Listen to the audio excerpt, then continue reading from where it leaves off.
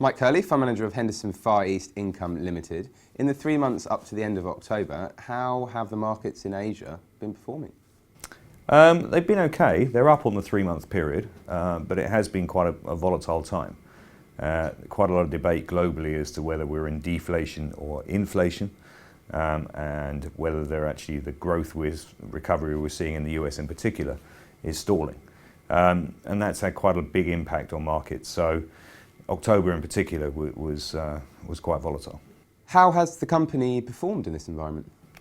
We've done okay. We're slightly ahead of the performance of the index for those 3 months. There's been some areas which have helped us and some which have hurt. But generally, on the whole, not too bad.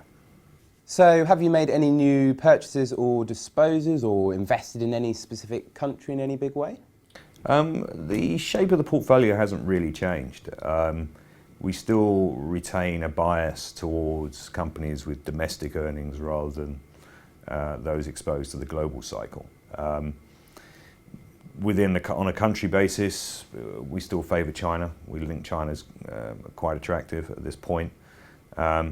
A couple of companies we've added would be a company called NetEase, which is a Chinese gaming company, which is listed in New York. This is a company that derives most of its revenue from selling mobile games like World of Warcraft, etc. But unlike a lot of the names in this space, it is quite attractive on a valuation standpoint. Okay, finally, Mike, in terms of markets, what is your view moving into 2015? I remain upbeat for 2015. I think Asia looks pretty attractive on valuation grounds, certainly relative to the rest of the world in terms of equity markets.